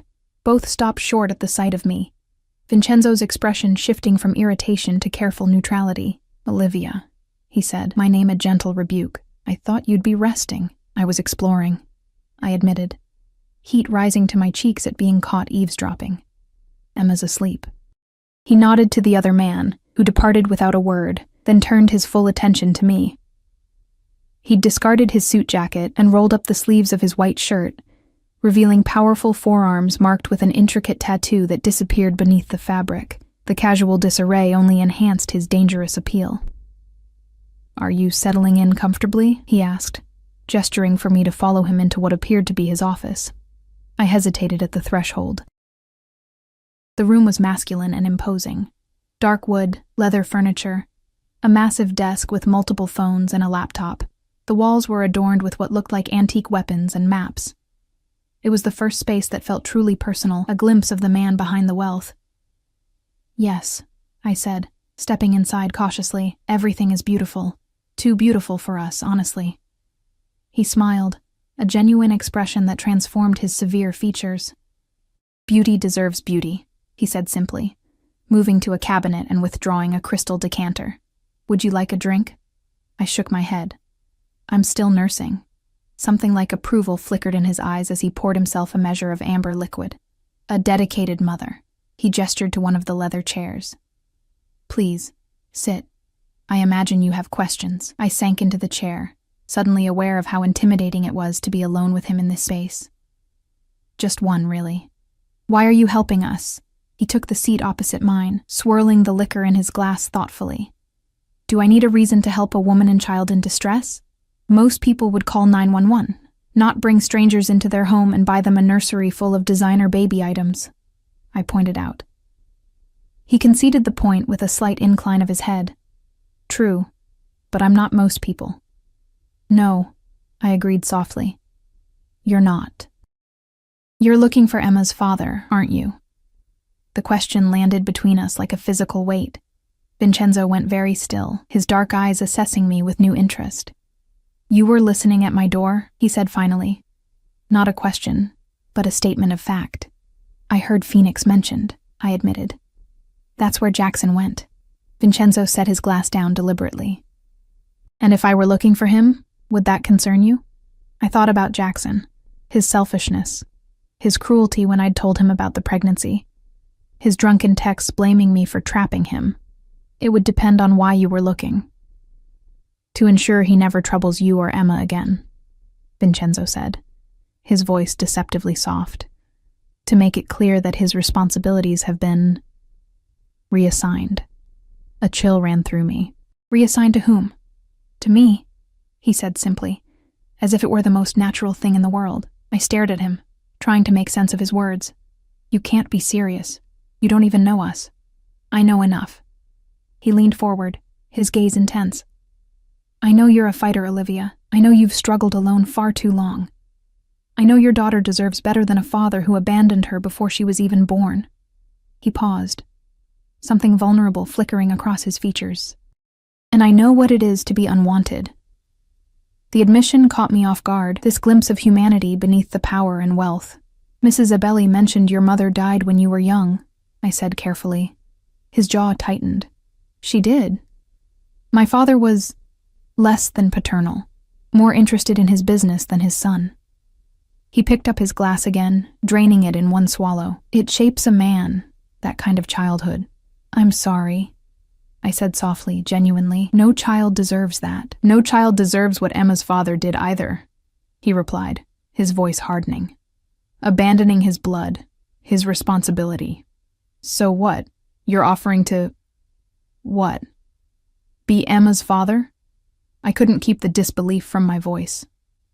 I'm offering to take care of you both, he corrected, permanently. The word hung in the air between us, heavy with implication. Why? I whispered. He rose from his chair and moved to the window, his broad back to me. Because when I saw you standing in that doorway, exhausted and desperate but still fighting, something inside me recognized something inside you. He turned to face me, his expression unreadable. I've built an empire, Olivia. I have more money than I could spend in 10 lifetimes. What I don't have is a purpose beyond power, a family. And you think you can just buy one? Buy us? Anger flared, hot and sudden. We're not for sale. That's not what I'm suggesting, he said sharply. I'm offering you a partnership, protection. A future where you don't have to choose between medicine for your child and heat for your apartment. In exchange for what? I demanded, rising to my feet. His eyes darkened, sweeping over me in a way that made my skin tingle. Your presence in my life, your loyalty. He stepped closer, and I fought the urge to back away. Is that so terrible a bargain? To live in comfort? To want for nothing? To raise your daughter with every advantage? It's not that simple, I insisted, though a treacherous part of me wondered if it could be. You're a stranger. I don't know anything about you, about your business, about why you need security teams and private doctors and… You know I helped when no one else would, he interrupted gently. You know I've treated you and your daughter with nothing but respect. The rest… He shrugged, a graceful motion. The rest you can learn in time. Before I could respond, the baby monitor clipped to my waistband came to life with Emma's fussy cries. I backed toward the door, grateful for the interruption. I need to go to her. Vincenzo nodded. We'll continue this conversation at dinner. 8 o'clock. Again, not a request. I hurried back upstairs, my mind racing. His offer was insane, the kind of proposition that happened in fairy tales or fever dreams, not real life. And yet, as I lifted Emma from her crib, soothing her with gentle bounces, I couldn't help but wonder what it would mean for her future. No more struggling to pay for daycare. No more wondering if we'd have enough for next month's rent. No more working double shifts while missing her first steps, her first words. But at what cost? And who exactly was the man making the offer? I changed and fed Emma, then spent the next hour playing with her on the nursery floor, trying to sort through my tangled thoughts. By the time Mrs. Abelli appeared to inform me that dinner would be served soon and a selection of evening wear had been laid out in my room, I was no closer to a decision. The selection turned out to be a single dress. Midnight blue, floor length, with a modest neckline but an almost entirely backless design. Beside it lay a velvet box, containing a diamond necklace and matching earrings that had to be worth more than everything I'd ever owned combined. The message was clear. Vincenzo was escalating from generous host to something more proprietary. The dress would mark me as his in some way, the jewelry a down payment on the bargain he was proposing. I left both untouched, dressing instead in the jeans and sweater I'd worn earlier. If we were going to have this conversation, I needed to be myself, not some Cinderella version he was trying to create. Emma was already asleep again, the day's excitement having worn her out, when I made my way downstairs at precisely 8 o'clock. The dining room was transformed from breakfast. Candles flickered in silver holders, casting a warm glow over the elegantly set table. Vincenzo stood by the window, a glass of wine in hand, still in his business attire. His eyes narrowed slightly when he saw me, taking in my deliberate rejection of his gifts, but he said nothing about it. You look beautiful, he said instead. pulling out my chair, though I see you declined my offerings. They were too much, I replied, sitting down, like everything else. He took the seat at the head of the table, his presence somehow filling the entire space. I've never believed in half measures, Olivia. Clearly, I murmured as servers appeared, presenting the first course, something delicate and French that I couldn't pronounce but that melted on my tongue. We ate in silence for several minutes, the tension between us building with each passing moment. Finally, I set down my fork. Your offer, I began. It's impossible. Few things truly are, he countered. Improbable, perhaps. Difficult, certainly. But impossible? No. You don't know me, I insisted. You can't possibly want— I know enough, he interrupted, echoing his words from earlier. The rest, as I said, will come with time. And if I say no, if I take Emma and walk away tomorrow? A dangerous stillness settled over Vincenzo at my question. The candlelight cast shadows across his face, emphasizing the sharp angles of his cheekbones and the intensity in his dark eyes. If you wish to leave tomorrow, I won't stop you, he said finally, his voice deceptively soft. I'll have you driven back to your apartment. You'll find 6 months' rent paid in advance, a new heating system installed, and a generous amount deposited in your bank account. He took a slow sip of his wine, enough to make your life comfortable while you consider my offer more thoroughly. I blinked, taken aback by his response. I'd expected threats, not more generosity, and if I never accept, then the money is yours to keep, with no strings attached. He set his glass down carefully, though I think you will accept, eventually. His confidence should have angered me, but there was something almost vulnerable beneath it, as if he genuinely couldn't imagine a scenario where I wouldn't ultimately choose him. Why? I asked again. The question that had been haunting me since I'd woken in his home. Why me? Why us? Vincenzo studied me for a long moment before answering. There are moments, Olivia, that alter the course of a life, moments when something shifts, and nothing that follows can ever be the same. He leaned forward slightly. When I saw you standing in that doorway, holding your child, exhausted but undefeated, I knew. Knew what? I whispered. That you were meant to be mine. He said it simply, as if stating an indisputable fact. Both of you. A shiver ran through me at his words, at the absolute conviction behind them. People aren't possessions, Vincenzo. No, he agreed. They're far more valuable, which is why they should be protected, cherished, kept safe from a world that would harm them. His gaze held mine, unwavering. I can do that for you, Olivia, for Emma. I can give you both the security you deserve. The main course arrived then, perfectly cooked steaks with roasted vegetables, giving me a moment to collect my thoughts. The rational part of my brain screamed that this was madness, that I should grab Emma and run as far as possible from this man and his intensity. But another part, the part that had struggled for so long, whispered that perhaps fate had finally decided to be kind. Your business, I said carefully after the servers had departed. What exactly do you do, Vincenzo?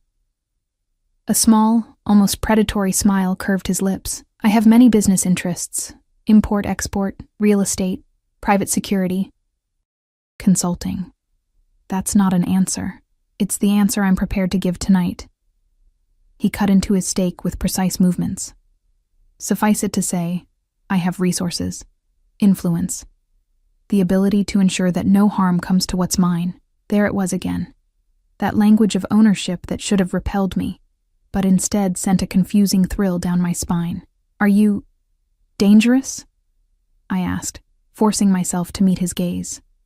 To those who would threaten my family? Yes. He didn't hesitate, didn't soften the truth. To you and Emma? Never. Family. The word hung between us, loaded with meaning. We're not your family, Vincenzo. Not yet, he conceded. But you could be. The remainder of dinner passed in a blur of exquisite food and carefully neutral conversation. Vincenzo asked about my childhood, my education, my hopes before life had intervened with responsibilities. I found myself telling him things I rarely shared, about my mother's long illness, about working through community college to earn a degree I never got to use, about the dreams I'd set aside when pregnancy had upended my careful plans. He listened with genuine interest, offering neither pity nor platitudes, simply absorbing my story as if each detail were precious. "You wanted to be a nurse," he observed as dessert was served. "Why didn't you continue after Emma was born?" I laughed, the sound hollow even to my own ears. "Have you priced childcare lately? Or nursing school? It was either feed my baby or chase a dream. Not much of a choice." "It shouldn't have to be a choice," he said, something like anger flashing in his eyes, "if her father had been a man of honor." "But he wasn't," I interrupted, suddenly weary of revisiting this painful ground. "And wishing doesn't change reality." "No," Vincenzo agreed, his expression softening as he regarded me. "Action changes reality, Olivia. Decisions change reality." He reached across the table, his fingers brushing mine in a touch so light it could have been imagined. "Say yes to me. Let me change your reality." The contact sent electricity through my veins, and I pulled my hand away, disturbed by my body's reaction to this virtual stranger. "I need time," I said, rising from the table. "This is a lot to process." He stood as well, ever the gentleman. "Of course, take all the time you need." Something darkened in his gaze, though I should warn you that I'm not a patient man by nature. "Well, I'm not a woman who makes life-altering decisions after 2 days," I countered, summoning what remained of my courage. "Good night, Vincenzo." I turned to leave, feeling his eyes on me as I walked away, my legs unsteady beneath me. I'd almost reached the doorway when his voice stopped me. "Olivia." "Oh, just my name, nothing more." But it froze me in place. I turned back to find him still standing by the table, the candles casting him half in shadow. "Check on your daughter, then join me in the library. There's something I want to show you." Again, not a request. I nodded mutely and continued on my way, torn between relief at escaping his presence and a strange, unsettling anticipation of seeing him again. Emma was sleeping peacefully in her crib, her tiny chest rising and falling in the rhythm of deep slumber. I stood watching her for several minutes, trying to clear my head, to make sense of the surreal situation we'd found ourselves in. 2 days ago, we'd been barely surviving in a cold apartment, Emma sick, me desperate. Now we were in a mansion with a man who spoke of us as if we already belonged to him, offering a life I couldn't even have imagined. What would accepting his offer mean for Emma? For me? And what would refusing cost us? With a sigh, I bent to kiss my daughter's forehead, then made my way back downstairs to the library. The room was dimly lit, a fire crackling in the massive stone fireplace. Vincenzo stood with his back to me, examining something on a side table. "Close the door," he said without turning. Somehow sensing my presence, I did as he asked, feeling a strange sense of ceremony in the action, as if I were sealing myself in with him by choice. "Come here," he said, finally turning to face me. In the firelight, his features were softer. The harsh lines of power and authority mellowed into something almost gentle. I moved closer, keeping the large leather sofa between us like a barrier. "What did you want to show me?" In answer, he gestured to the table where several folders lay open. "Your life," he said simply. Or rather, what it could be. I approached cautiously and looked down at the documents spread before me. Acceptance letters from nursing schools, financial aid packages, a lease for an apartment in an upscale neighborhood near a prestigious university, enrollment information for a top-rated daycare facility for Emma.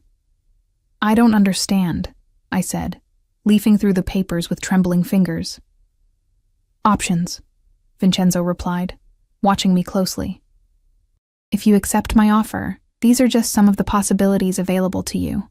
You could return to school, pursue your dream of becoming a nurse. Emma would have the best care, the best education, every advantage." I looked up at him, stunned by the thoroughness of his planning. "You've thought of everything. It's what I do," he said simply. "Anticipate needs, remove obstacles, create opportunities. And what do you get in return?" I asked, the question that had been haunting me since his first mention of a partnership. Vincenzo moved around the table until he stood directly before me, close enough that I could smell his cologne. Something expensive and masculine that made my senses swim. Your presence in my life, he said, his voice dropping to a register that seemed to vibrate through my very bones. Your loyalty. Your companionship. The implication was clear, and heat rushed to my cheeks. You want me to be your mistress, I said bluntly. Something like amusement flickered across his features. So American, to be so direct. He shook his head slightly. No, Olivia. I want you to be my wife. The word landed between us like a physical weight, stealing the breath from my lungs. Your wife, I repeated, certain I'd misheard him. That's insane. We barely know each other. I know enough, he said for the third time that day, reaching out to tuck a strand of hair behind my ear, his fingers lingering against my cheek. The rest will come with time. I stepped back, needing distance from his touch, from the intoxicating pull of his presence. Marriage isn't a business transaction, Vincenzo. Isn't it? He countered, his expression darkening. In my world, it almost always is. Alliances formed, empires merged, bloodlines continued. He moved closer again, erasing the space I'd put between us. At least I'm honest about my intentions. I want you. I want your daughter. I want to give you both everything you've been denied. In exchange for what? I whispered, my back now against one of the bookshelves, trapped between leather-bound volumes and his imposing frame. What would being your wife entail exactly? His eyes traced my face, lingering on my lips in a way that made my pulse quicken traitorously. Fidelity. Loyalty. Trust. He placed his hands on the shelf on either side of me, caging me in without actually touching me. In return, you would have my name, my protection, my resources. Emma would have a father who would move heaven and earth for her happiness. And if I say no? I asked, struggling to maintain my composure with him so close. Then, as I said, you leave tomorrow with enough to make your life comfortable while you consider my offer. His voice was gentle, but there was steel beneath it. But know this, Olivia. Once you walk away, the offer changes. I won't pursue you. I won't beg. You would have to come to me, on my terms. Pride and possessiveness radiated from him like heat from the nearby fire. This was a man unaccustomed to rejection, to not getting exactly what he wanted when he wanted it, and yet, he was offering me a choice. Constrained, perhaps, but still a choice. I need time, I said again, ducking under his arm to move away from the bookshelves, away from the dangerous magnetism of his proximity. Until tomorrow, he conceded. No longer. I nodded, suddenly desperate to escape the intensity of his gaze, the weight of the decision before me. Good night, Vincenzo. This time, he let me go without stopping me. I fled upstairs, my heart pounding in my chest, my thoughts a chaotic jumble of fear, confusion, and, most disturbing of all, temptation. In the safety of my room, I sank onto the edge of the bed, trying to make sense of everything that had happened. A marriage proposal from a virtual stranger, a future laid out like merchandise in a display case, tempting and terrifying in equal measure. And beneath it all, the nagging suspicion that there was far more to Vincenzo than he was revealing, darker currents beneath the surface of wealth and power. I moved to the window, gazing out at the moonlit grounds below, at the security personnel patrolling the perimeter, at the high walls separating this estate from the outside world. A gilded cage, beautiful but confining. Would it feel that way as his wife? Would the luxury compensate for the loss of independence, for binding myself to a man I barely knew? And what about Emma? What kind of life would she have as the daughter of a man like Vincenzo? Protected, privileged, but at what cost? As if summoned by my thoughts, a soft cry came from the baby monitor. I moved quickly to the adjoining nursery, lifting Emma from her crib before her fussing could escalate to full cries. She settled against my chest, her tiny hand clutching at my sweater. "What should we do, sweet girl?" I whispered, swaying gently in the darkness. "What's the right choice for us?" She made a small, contented sound, already drifting back to sleep in my arms, so trusting, so completely dependent on my decisions. The weight of that responsibility pressed down on me like a physical burden. A soft knock at the nursery door startled me. I turned to find Vincenzo standing in the doorway, his imposing figure silhouetted against the light from the hallway. "Is she all right?" he asked, his voice hushed. "Just stirring," I replied, continuing to rock her gently. "She does this sometimes, wakes briefly, then goes right back to sleep." He moved into the room with that fluid grace that seemed at odds with his size, coming to stand beside us. In the dim light from the nightlight, his expression was softer than I'd seen it before, almost vulnerable as he gazed down at Emma. "She's perfect," he said softly. "Yes," I agreed, a lump forming in my throat. "She is." Without asking, he reached out, his large hand gently stroking Emma's curls. To my surprise, she didn't stir at the touch of this stranger, remaining peacefully asleep against my chest. "She trusts you already," I observed, watching his expression. "Children know," he said simply. "They sense things adults have forgotten how to perceive." His hand moved from Emma's head to my cheek, his touch feather-light. "Think about my offer, Olivia. Think about what I could give her, what I could give you both." His face was so close to mine now that I could feel his breath on my skin. For one wild moment, I thought he might kiss me, and more disturbingly, that I might let him. Instead, he stepped back, breaking the spell. "Sleep well," he said quietly. "Tomorrow, you decide." With that, he was gone, leaving me alone with my sleeping daughter and a decision that would alter the course of our lives forever. Sleep eluded me that night. I lay awake in the luxurious bed, staring at the ceiling as moonlight cast patterns across the room, turning Vincenzo's proposal over and over in my mind. Every time I closed my eyes, I saw his face, felt the phantom touch of his fingers against my cheek, heard the quiet certainty in his voice when he'd said, "You were meant to be mine." The rational part of me screamed that this was madness. You didn't marry strangers, didn't entrust your child's future to a man you'd known for barely 48 hours, no matter how wealthy or compelling he might be. But another part, the part that had struggled alone for so long, whispered that perhaps this was fate's unexpected mercy. By dawn, I'd made my decision, or thought I had. I rose early, showering in the palatial bathroom before dressing in another of the simple outfits from the closet. Emma was still sleeping peacefully, her tiny face relaxed in slumber. I watched her for several minutes, my heart aching with love and the weight of responsibility. "I'll always do what's best for you," I whispered, gently stroking her cheek. "No matter what." I made my way downstairs, following the now familiar route to the dining room. To my surprise, it was empty. No sign of Vincenzo or breakfast preparations. Instead, Mrs. Abelli appeared from a side door, her kind face creased with concern. "Mr. Vincenzo was called away on urgent business very early this morning," she explained, guiding me instead to a smaller, more intimate breakfast room I hadn't seen before. "He asked that you make yourself comfortable and said he would return by midday." Disappointment mingled with relief at the unexpected reprieve. "Did he say anything else?" Mrs. Abelli hesitated briefly. "Only that he hopes you've made the right decision." The pressure behind those simple words was unmistakable.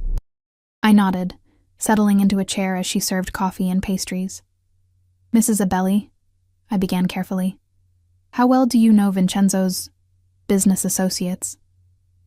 The older woman's expression became guarded. "Well enough, Ms. Taylor." "And are they dangerous men?" I persisted. She smoothed her apron with practiced hands. "Mr. Vincenzo moves in complicated circles," she said finally. "But he's a man of honor, of his word. Whatever he's promised you, he will deliver." "That's not what I asked," I said gently. Mrs. Abelli sighed, relenting slightly. "The world Mr. Vincenzo inhabits has different rules than the one you know. Different codes, different consequences." She looked at me directly. "But in the 28 years I've known him, I've never seen him look at anyone the way he looks at you and your daughter." Before I could press further, Emma's cries came through the baby monitor clipped to my waistband. "Excuse me," I murmured, rising from the table. "Of course," Mrs. Abelli nodded. "When you've settled her, perhaps you'd like to explore the grounds? The snow has stopped and it's quite beautiful in the gardens."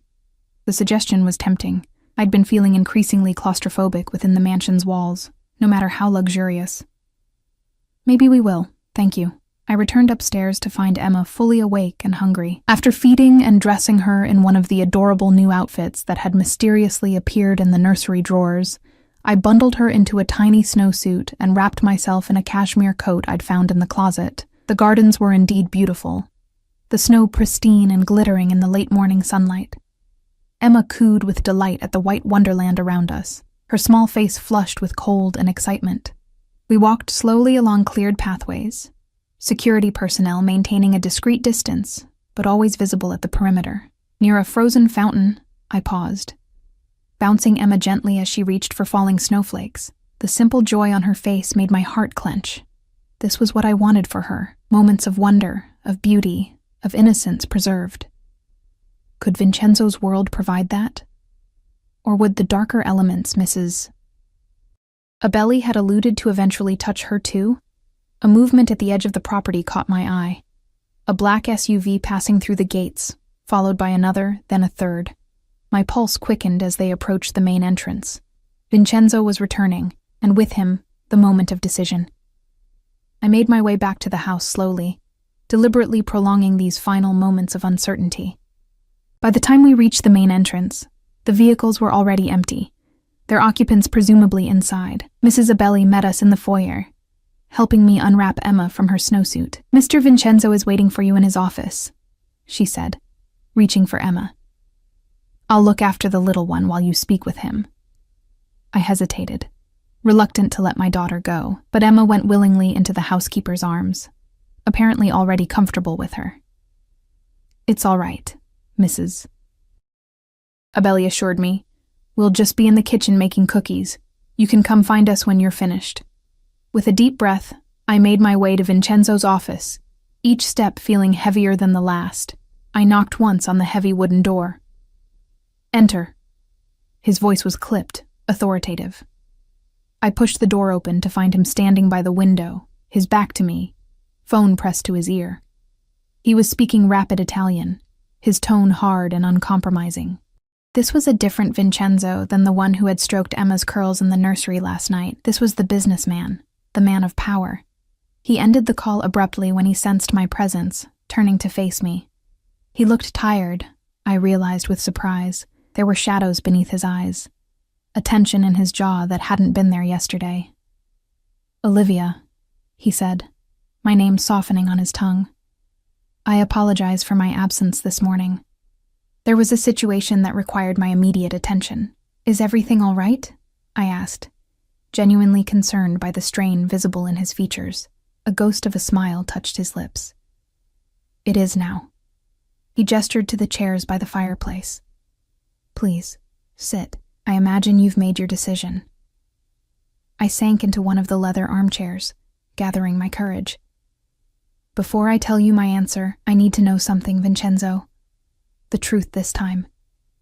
He raised an eyebrow, taking the seat opposite mine. "Ask." "Your business," I said directly.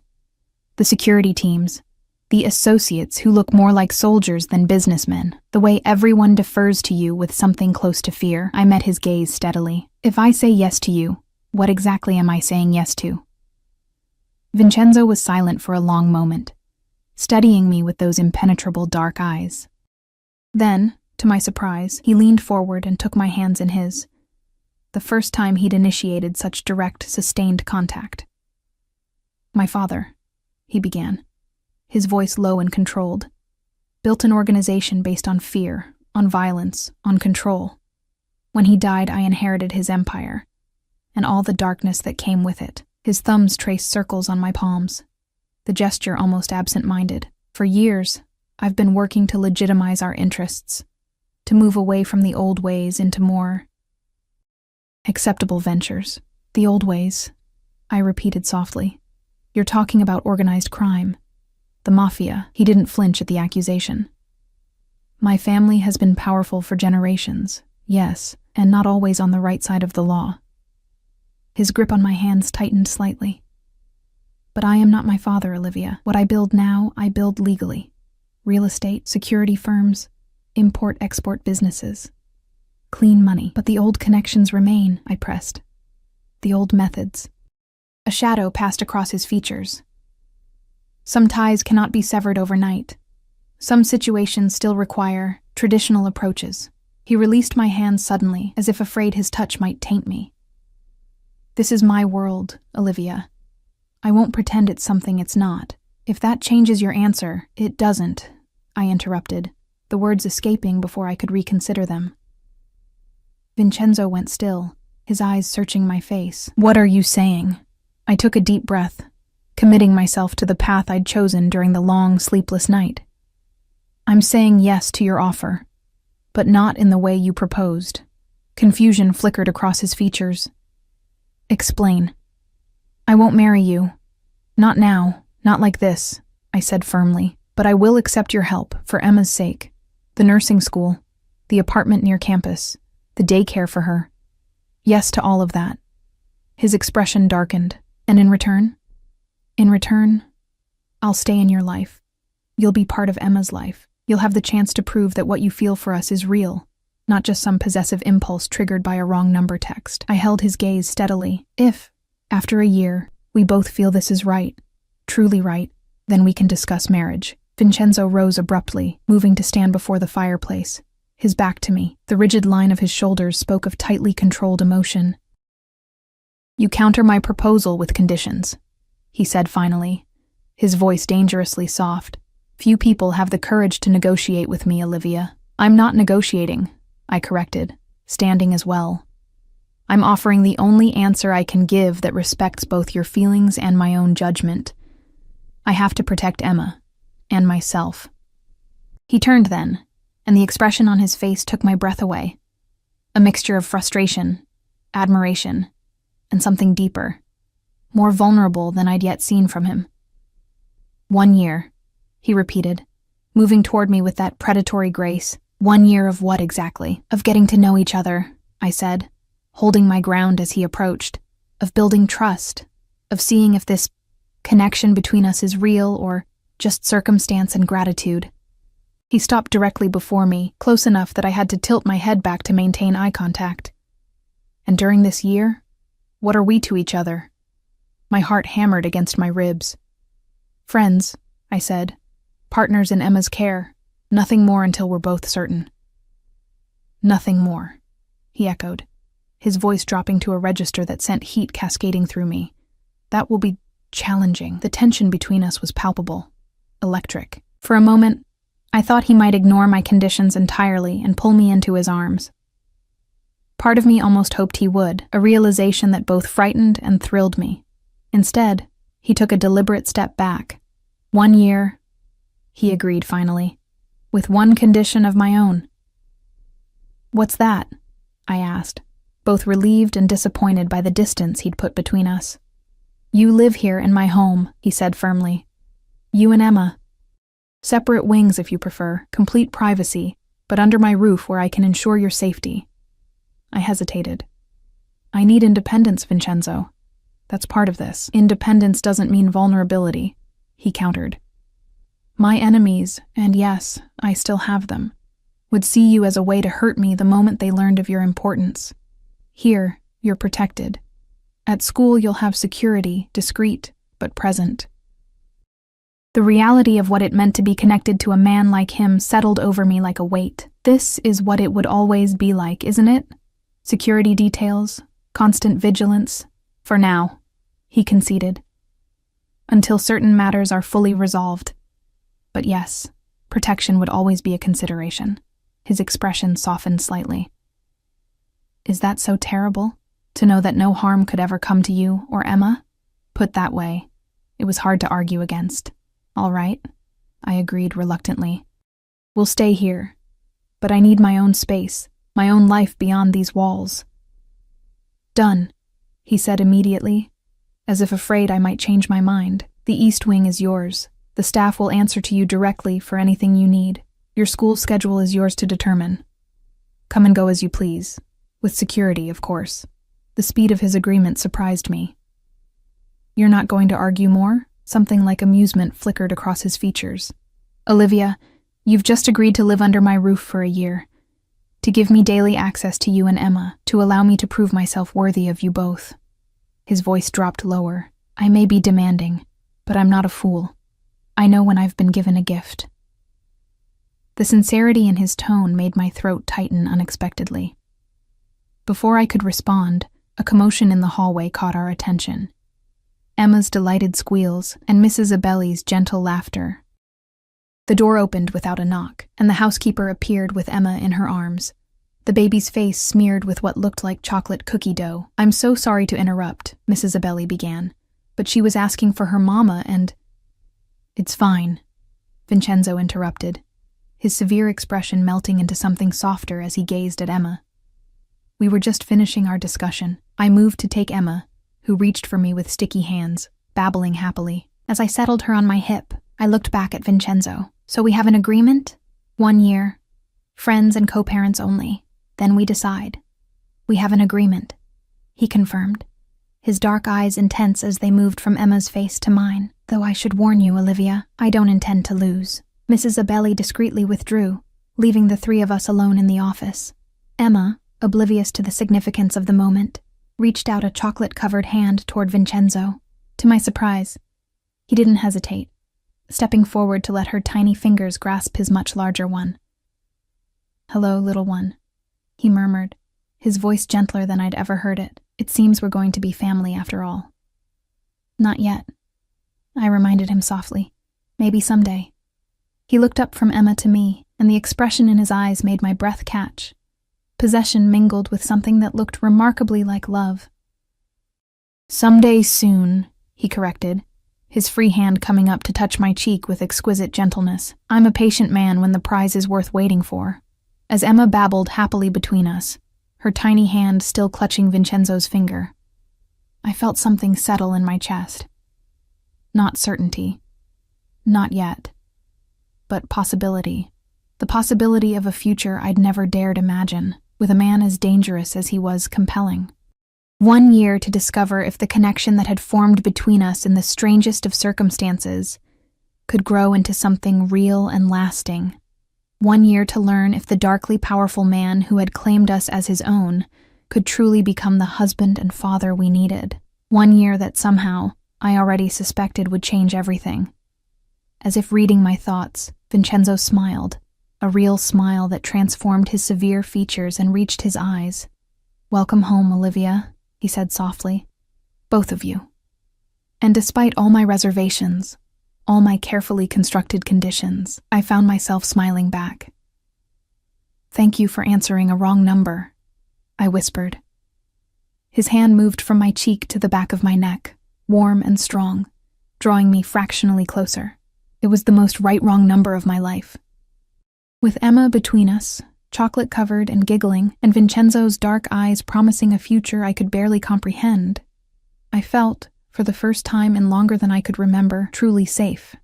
Not just because of his wealth or his power, but because of the fierce protectiveness I saw when he looked at us, the determination to keep what he considered his from all harm. 1 year.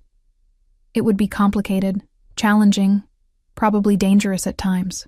But as Emma reached her other hand toward me, connecting the three of us in a circle, I knew I'd made the right choice. Sometimes the wrong number leads to exactly the right destination.